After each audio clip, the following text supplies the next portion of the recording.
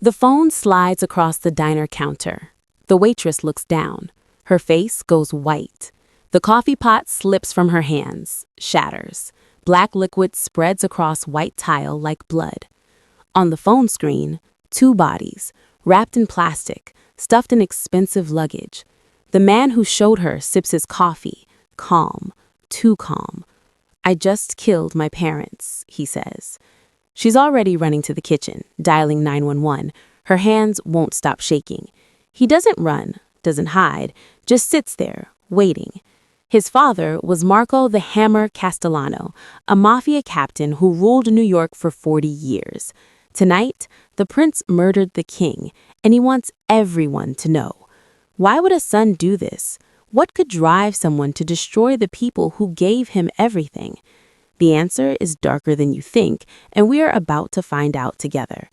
Before we dive into this story, if you're as shocked as I am, show some love by hitting that like button.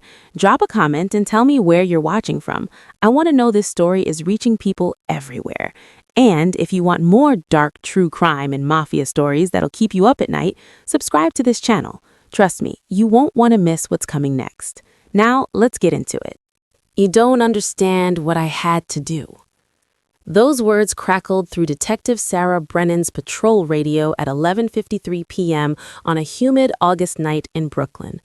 She was finishing paperwork at the precinct, her third cup of cold coffee forgotten on the desk, when dispatch cut through the static with an urgency that made her spine straighten. All units, possible homicide confession, Rosie's Diner, Atlantic Avenue, suspect on scene, unarmed, not fleeing. Brennan was already grabbing her keys. 20 minutes earlier, Vincent Castellano had walked through the glass doors of Rosie's 24-hour diner like a man coming home from an ordinary day at work. The bell above the door chimed. The overhead fluorescents hummed. A handful of late-night regulars, cabbies, insomniacs, shift workers, barely glanced up from their plates. Vincent slid onto a red vinyl stool at the counter, his movements unhurried, almost meditative. He wore a gray t-shirt darkened with sweat at the collar. His hands, when he placed them slat on the formica, were spotless.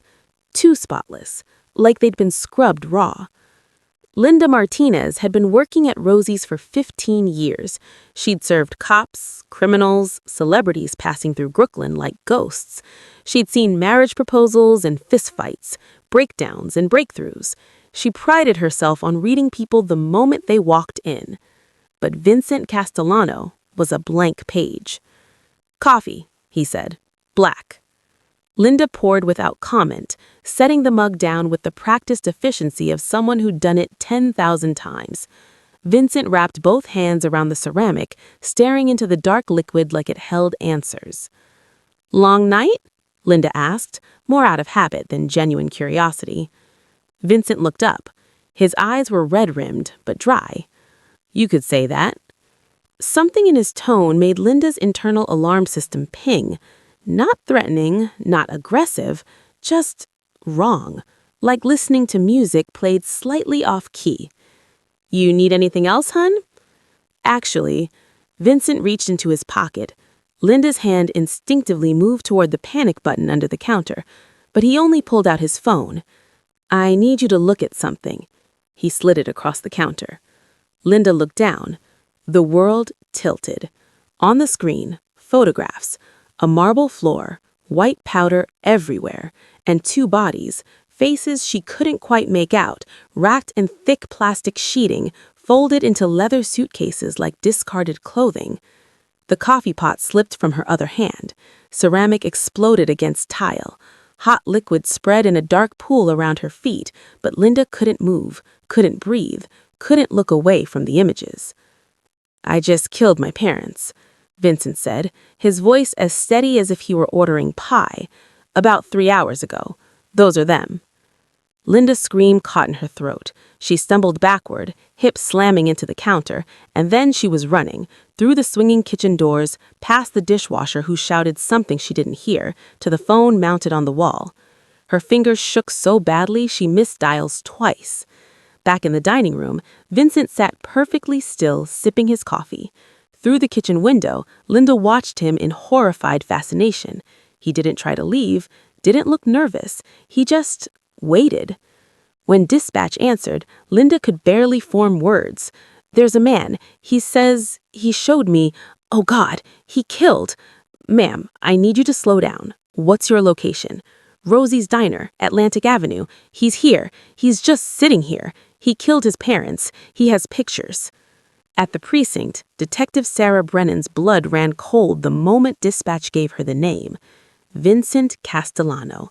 She knew that name. Every cop in New York City knew that name. His father was Marco the Hammer Castellano, a captain in the Gambino crime family, a man who'd built an empire of fear and respect across all 5 boroughs over 4 decades. Marco was old-school mafia, ruthless in business, but untouchable by law. They'd tried to bring him down for years. He was too smart, too connected, too careful. And now his son was confessing to murder in a Brooklyn diner. This wasn't just a homicide. This was the fall of a dynasty. Brennan was out the door before her partner could ask questions, her unmarked Ford screaming to life. She flipped the siren, and the Brooklyn streets opened before her like the Red Sea. Brake lights, honking horns, the humid night air rushing through her open window. Her radio crackled. "All units responding to Rosie's. Suspect is still on location. Repeat, suspect has not fled. Exercise extreme caution. Family has organized crime connections." Brennan's knuckles went white on the steering wheel. Her mind raced through scenarios. Was this a setup? A mob war spilling into the open? Was Vincent a victim or a perpetrator? But one detail kept circling back, cold and undeniable. He's not running. Guilty men run. Innocent men run. Only someone who wanted to be caught just sat there, drinking coffee, waiting for the world to find out what he'd done.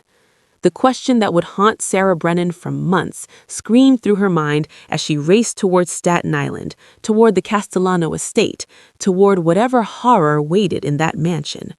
Why would a son kill the people who gave him everything?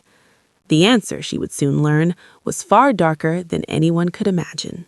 Detective Sarah Brennan's Ford screeched to a stop outside the Castellano estate at 1:47 a.m. The mansion sat on Todd Hill like a crown on a king's head, 3 stories of old-world elegance in a neighborhood where houses started at $5 million and privacy was worth even more. Better than to ask questions. But tonight, something was terribly wrong. The wrought iron gates stood wide open. Every security camera along the perimeter had been spray-painted black, crude streaks of paint dripping down like tears. And every single light in the mansion blazed, windows glowing with an intensity that felt less like welcome and more like warning. Brennan stepped out of her car. 3 patrol units and the forensics van were already on scene, officers standing at the perimeter like they were afraid to get closer. "Detective," Officer James Rodriguez approached, his face pale in the floodlights. "Doors unlocked, slightly open. We haven't entered yet, waiting for you." Brennan pulled on latex gloves, her heart hammering against her ribs. "Anyone try calling inside?" No answer, no movement. But those lights? Rodriguez trailed off, staring at the house like it might bite. They approached the front door together, 10 feet of hand-carved mahogany that probably cost more than Brennan made in a year. It stood ajar, just an inch, an invitation, or a trap. Brennan pushed it open. "NYPD, we're coming in." Silence answered. The first thing that hit her was the smell. Lemon cleaner, scented candles, something floral and artificial trying desperately to mask something else underneath, something metallic and wrong. The second thing was the powder. White residue coated everything, the marble floors, the antique side tables, the crystal chandelier that hung like frozen tears above the grand foyer. It looked like someone had dusted the entire house with fresh snow.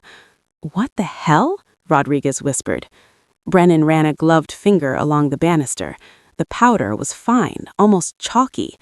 "Get forensics in here. I want every surface tested." They moved deeper into the house. The living room, leather furniture arranged with designer precision, Italian artwork on the walls, a grand piano in the corner that probably hadn't been played in years. All of it perfect, all of it coated in that unsettling white film. The kitchen, granite countertops gleaming, dishes put away, 3 wine glasses drying in the rack, signs of dinner, empty lasagna pan in the trash, crumpled napkins in the trash. A normal Sunday night interrupted by something catastrophic. Behind her, the forensics photographer's camera flashed rhythmically, documenting the eerie cleanliness. Each click felt like a countdown to something worse. The hallways stretched before them, white powder making ghostly footprints visible on the dark hardwood. Brennan followed them like breadcrumbs, her service weapon drawn, though she knew with growing certainty that whatever happened here was long finished. The master bedroom door stood open. Brennan stepped inside and froze. 2 Louis Vuitton suitcases lay on the floor beside the king-sized bed, the expensive kind that celebrities carried through airports. Both were zipped shut, but the shapes inside were unmistakable. Human, folded, wrong. "Oh God," Rodriguez breathed behind her. Dr. Patricia Chen, the medical examiner, was already kneeling beside the first suitcase, her expression grim. At 53, Chen had seen everything the city could throw at her, but even she looked shaken. "Detective Brennan?" Chen's voice was clinical, professional, but Brennan heard the tremor underneath. "You'll want to see this."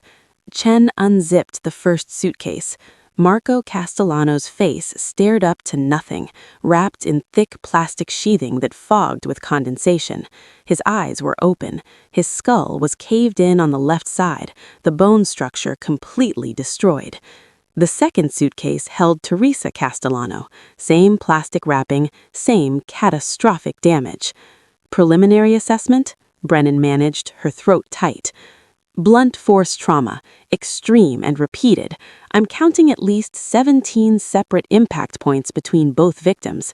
Chen pointed to the patterns of injury. This wasn't quick. This was rage. Brennan stepped back, processing. The opulent bedroom, the carefully wrapped bodies, the obsessive cleaning. Time of death? Based on rigor and liver temp, I'd say between 4 and 6 hours ago. I'll know more after autopsy. 4 to 6 hours. While Vincent was confessing to strangers in diners and driving north, his parents were already dead, packed like luggage. "Detective," a forensics tech called from downstairs. "The garage. There's an empty space. Looks like a vehicle is missing." Brennan descended the stairs, her mind racing. The 4-car garage held a Mercedes, a Lexus, a vintage Corvette. The 4th space, marked with oil stains and tire tracks, was empty. "Black Cadillac Escalade registered to Vincent Castellano," another officer confirmed, reading from his tablet. "Phone tracking shows him heading north on I-87. Last ping was near Albany 2 hours ago, heading toward the Canadian border." "Could be a mob hit," Rodriguez suggested. "Professionals take out Marco and Teresa, grab Vincent as leverage. Or, no." Brennan shook her head, staring at the empty garage space. "A professional hit doesn't look like this. Too much staging, too much emotion." Chen appeared at the top of the stairs. "Detective Brennan, we've identified the white powder. It's fire extinguisher residue. Chemical composition matches standard ABC extinguishers." Fire extinguisher. Brennan assembled the pieces. The powder coating everything, the catastrophic head trauma, the 4 minutes of violence captured on audio by the neighbor. This wasn't a mob hit. This was personal, intimate, brutal. Her phone rang, shattering the silence. Unknown number. "Detective Brennan?" "Detective," a man's voice shaking, urgent. "My name is Anthony Russo. I'm Vincent Castellano's best friend. I don't know if I should be calling, but he called me 3 hours ago. He told me he did it. He said he killed them both." Brennan's blood went cold. The house, the bodies, the confession. This wasn't a mob war. This was a son who'd murdered his parents. And he's running north, leaving a trail of confessions like breadcrumbs, daring someone to stop him. Detective Sarah Brennan was 3 hours into processing the crime scene when her phone rang. Unknown number. She almost declined, but something made her answer. "Detective, this is Anthony Russo. I've been Vincent's best friend since kindergarten." The voice was shaking. "You need to know something. He called me 3 hours ago and told me he did it. He killed them both." Brennan stepped into the hallway, away from the text dusting for prints. Her skepticism was instinctive. Another crank call, probably. Mob murders always brought them out. But Anthony kept talking, and the details were too specific, too raw to be fabricated. "He sounded calm," Anthony continued, "like he was telling me about fixing a leaky faucet. He said, 'It's done, Tony. They're gone. I finally did what I should have done years ago.'" Anthony worked in commercial real estate now, had left the old neighborhood behind, but Vincent had been his brother in everything but blood. "I didn't believe him at first. I thought he was having another episode, you know? But then he described—" His voice cracked. "He described what he used, the fire extinguisher from the hallway." Brennan's blood went cold. They hadn't released that detail. Within the hour, the confession cascade began. A gas station attendant in Albany called in, nervous and stuttering. Vincent had pumped gas at 2:17 a.m. and told him everything while swiping his credit card. Security footage showed Vincent leaning against his Escalade, relaxed, almost relieved as he spoke. The attendant thought he was joking until Vincent drove away and he saw the news. Then Rebecca Torres called, Vincent's ex-girlfriend. He'd phoned her from a rest stop near the Vermont border, describing the scene with disturbing precision, the blood patterns, the cleaning products he'd used, even the scented candles he'd lit afterward. "He sounded like he was describing a home renovation project," Rebecca told Brennan, her voice hollow with shock. The digital forensics team struck gold next, a private Instagram story posted at 1:43 a.m. "Sometimes you gotta take out the trash, even when the trash is family." The post had been viewed by 47 people before Vincent deleted it. Brennan stared at the timeline spreading across the incident board. This wasn't a man running from his crime. This was something else entirely. A confessional tour, a need to be heard, to be seen. "Pull everything," she told her team. "Medical records, therapy sessions, prescription history. Vincent Castellano isn't scared, he's proud, and that makes him more dangerous than any mobster his father ever knew." Detective Brennan spent the next 72 hours buried in Vincent Castellano's life, and what she found was a slow-motion tragedy written in therapy notes, text messages, and the desperate attempts of parents who never understood they were losing their son. The childhood records painted a gilded cage, private schools in Manhattan, bodyguards disguised as drivers, birthday parties where other parents whispered in corners. Vincent was 8 when he first asked his mother why men kissed his father's ring. Teresa had smiled and said, "Because Daddy is respected." But Vincent had seen the fear behind the respect. At 12, everything crystallized. A classmate's father was arrested by the FBI, charged with extortion. Vincent heard the name Castellano in the courtroom hallway. He came home that day and asked Marco, "Are you a bad man?" Marco's answer, "I'm a man who protects his family," satisfied neither of them. High school brought academic excellence and athletic trophies, but every achievement carried an asterisk. When NYU accepted him in 2010, Marco wept with pride. Teresa threw a party for 200 people. Vincent smiled for the photos and wondered if the admissions officer had Googled his last name. The construction company was supposed to be his escape, Castellano Brothers Construction. Ironic, since Vincent had no brothers. Early contracts poured in, and Vincent couldn't shake the question that poisoned every success. Am I good, or am I just his son? Rebecca Torres saw something different when they met in 2018.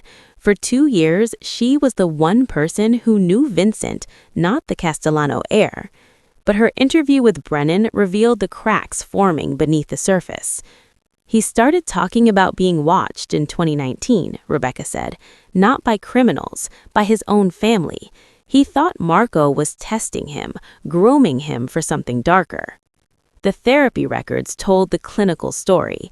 Dr. Leonard Hoffman diagnosed bipolar disorder in early 2019, prescribed medication, documented Vincent's paranoid ideation. Patient expresses feelings of being controlled, surveilled, one note read. Believes father is collaborating with federal authorities as leverage. The medication stopped in April. Dr. Hoffman called Vincent 6 times in June, begging him to return. Vincent never answered. Anthony Russo's statement haunted Brennan. The last 6 months, he wasn't the same Vincent I knew. It was like watching someone disappear inside themselves. Family dinners became battlegrounds. Teresa worried. Marco grew frustrated, then frightened. In July, he consulted a psychiatrist about involuntary commitment. The unsigned papers for a psychiatric hold were found in Marco's desk drawer, tucked inside a folder labeled Vincent, Help. Vincent had found them 2 weeks before the murders. Brennan stared at the document, understanding flooding through her with sickening clarity. Marco hadn't been trying to control his son, he'd been trying to save him. But Vincent, drowning in paranoia and untreated illness, saw only betrayal. The loving father had become the final enemy. The attempt to help had sealed both their fates. August 12th began like countless Sundays before it. Teresa called at noon. "Come for dinner, honey. I'm making your favorite lasagna." Vincent arrived at 7:30 p.m., 4 months unmedicated, convinced his parents were his enemies. Mrs. Eleanor Richardson, watering petunias next door, noticed his strange energy, like a coiled spring. Dinner started normally. Teresa served steaming plates. Marco discussed the Yankees' winning streak. But Vincent sat rigid, monosyllabic, his eyes darting between his parents like a trapped animal. At 9:15 p.m., Marco cleared his throat. "Son, we need to discuss your future." Vincent's fork clattered. "You mean the papers in your desk? The ones where you're planning to lock me up?" Teresa's face crumpled. "We're worried about you, honey. We love you." "Love?" Vincent's laugh was hollow. "You're admitting it. The conspiracy. You're working together to destroy me." Marco slammed the table. "We're trying to help you, not hurt you.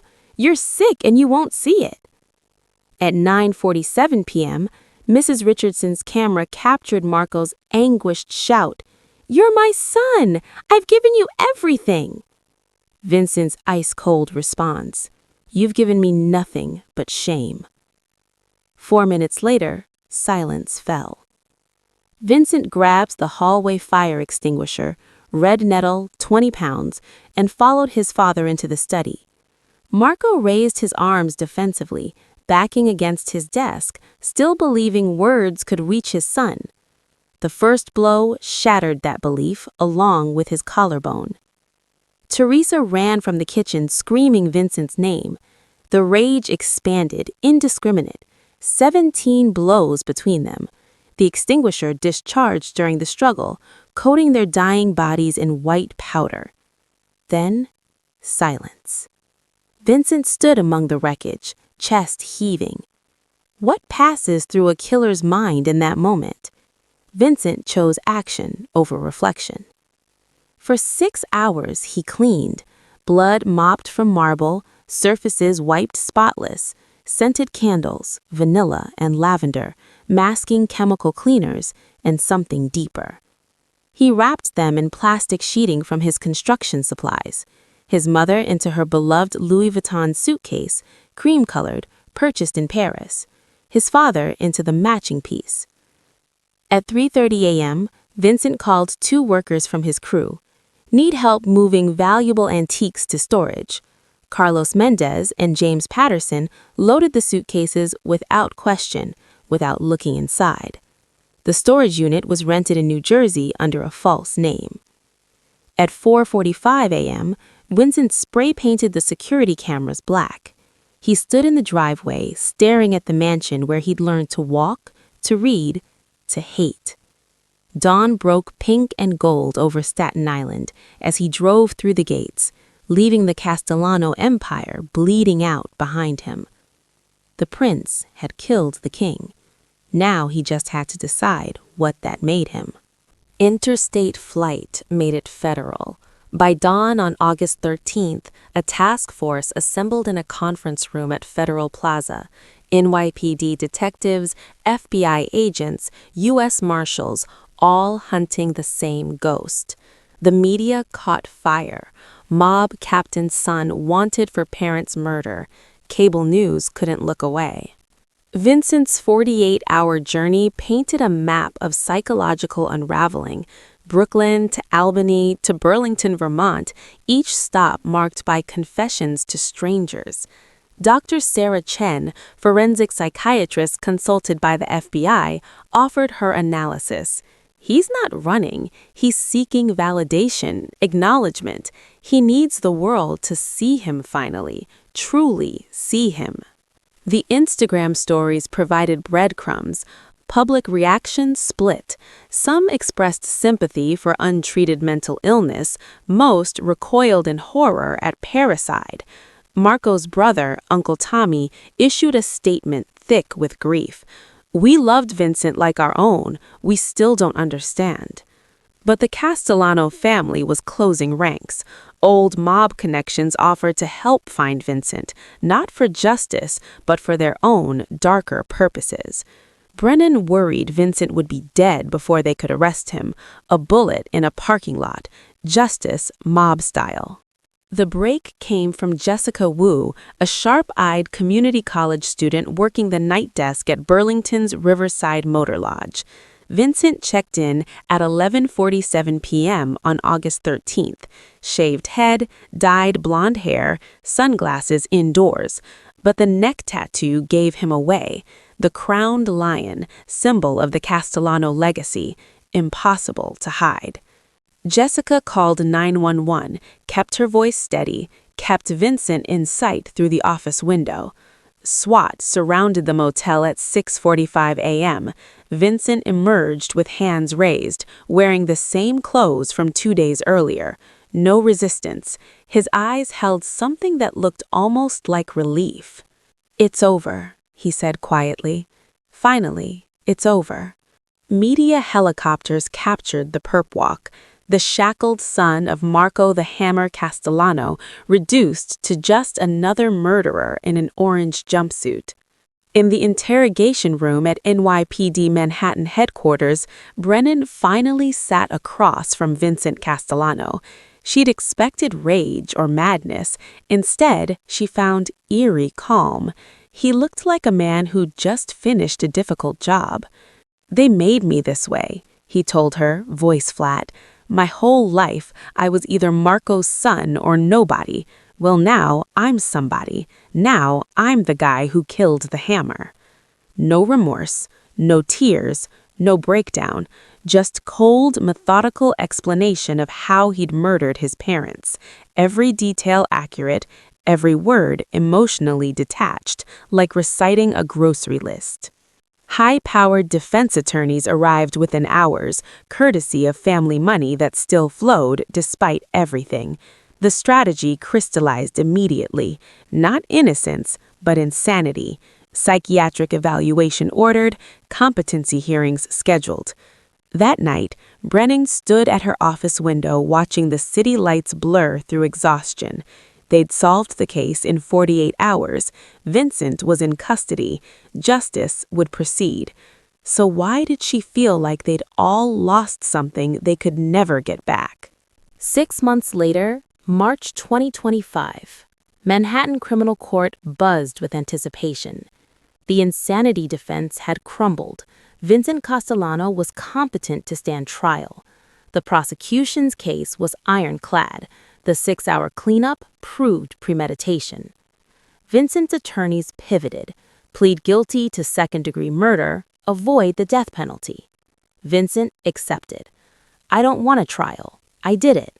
I know I did it." The courtroom packed tight on plea hearing day. Uncle Tommy sat rigid, jaw clenched. Teresa's sister Maria dabbed at mascara-streaked cheeks. Outside, media vans lined 3 blocks deep. Maria's victim impact statement broke the room. "My sister loved her son more than anything. She died begging him to stop, and he didn't." Her voice cracked. "How do you forgive that?" Uncle Tommy's anger burned hotter. "You destroyed this family. You destroyed everything Marco built, everything Teresa loved. For what? For pride?" Then Vincent stood for allocution, required by law to address the court. His words echoed in the silence. "In our world, you're either the hammer or the nail. I got tired of being the nail." Gasps rippled through the gallery.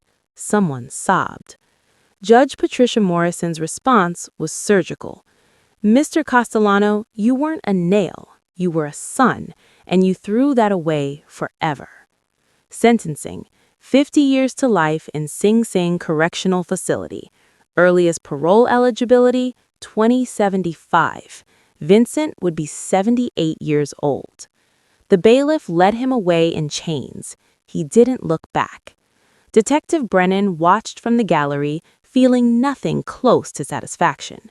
No winners here, only victims, layer upon layer of them. The ripple effects devastated everything they touched. The Castellano family business collapsed without Marco's iron grip. FBI investigations intensified, indictments following.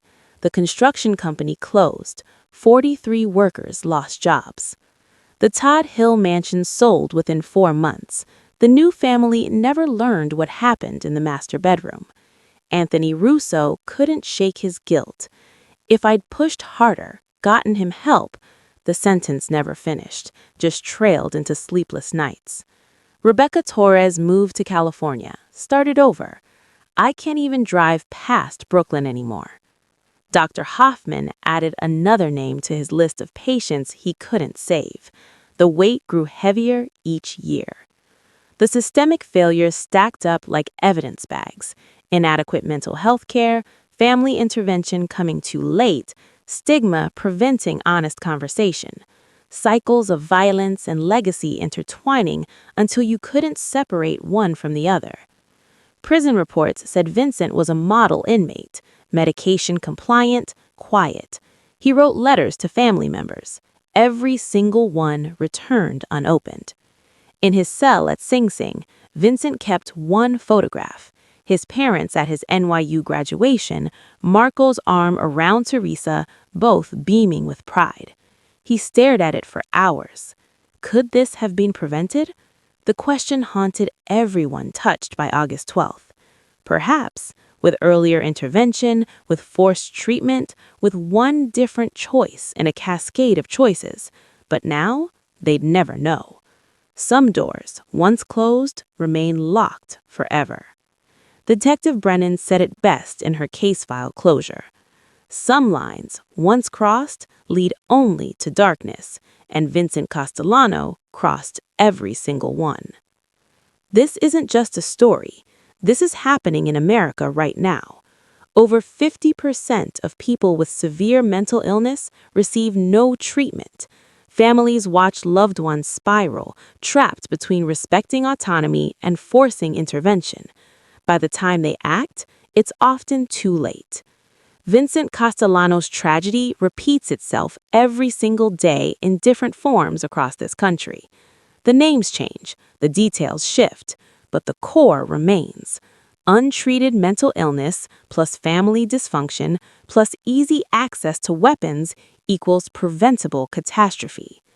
We see the warning signs. We tell ourselves they'd never actually do it, until they do. If this story disturbed you, good, it should. If it made you think about someone you know who's struggling, reach out. Have the uncomfortable conversation. Be the intervention. And if you learned something, if this made you see mental health crises differently, if you understand now that just getting help isn't simple, then don't let this video disappear into your algorithm. Hit that like button, not for me, for the next family that might be saved by increased awareness. Drop a comment sharing your thoughts, your experiences with mental health, your questions about how we prevent the next Vincent Castellano. Subscribe, because the story doesn't end here. Part 2 is coming, and you won't believe what happened to the Castellano empire after Vincent's arrest, the FBI investigations that exploded, and the prison interviews that revealed what Vincent never told the court. The darkness doesn't end when the gavel falls. Sometimes it's only just beginning.